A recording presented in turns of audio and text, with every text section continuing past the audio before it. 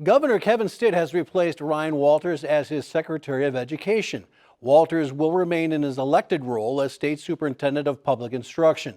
That surprising news leads off our weekly recap of the legislative session with Quorum Call publisher Shawn. Well, Shawn, tell us about the governor's choice to replace Walters and what were the circumstances behind that move? Well, Dr. Catherine Curry, an Oklahoma State University professor, will replace Walters as Secretary of Education. Curry has a long history within higher education, and both Walters and Stitt praised her abilities and said she would be an excellent member of the team. In March, Senate President Pro Tem Greg Treat received a letter from Attorney General Getner Drummond that indicated there was a potential constitutional problem with Ryan Walters serving both as Superintendent of Public Instruction and Secretary of Education. That's because the state constitution prohibits an individual from holding two public offices, and he would be doing so, particularly since he chairs the Commission on Educational Quality and Accountability. And let's think about this for a minute.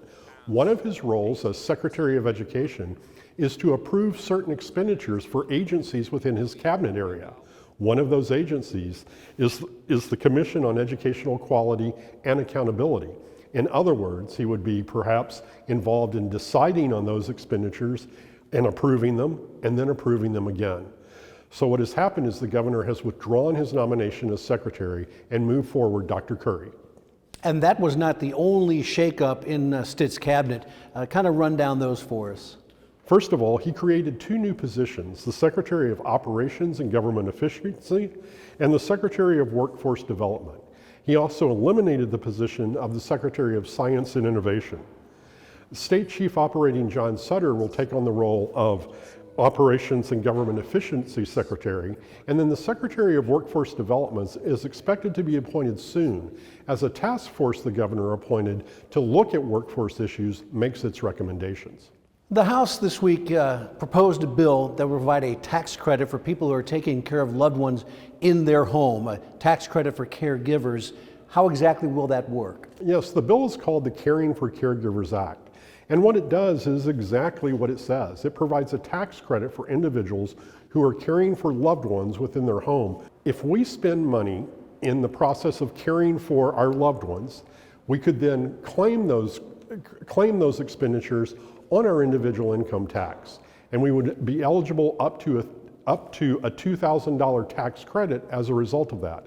In the cases of dealing with military veterans, that could increase to $3,000. Now there's a cap on the total credits allowed of $1.5 million. The bill is now awaiting consideration by the state Senate.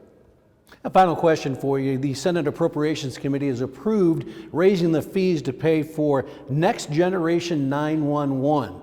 What is that and exactly how is that going to be paid for? Well, Next Generation 911 uses modern computer technology in order to receive emergency calls on the 911 system to help indicate where an individual is making that 911 call from, rather than what we are used to with landlines.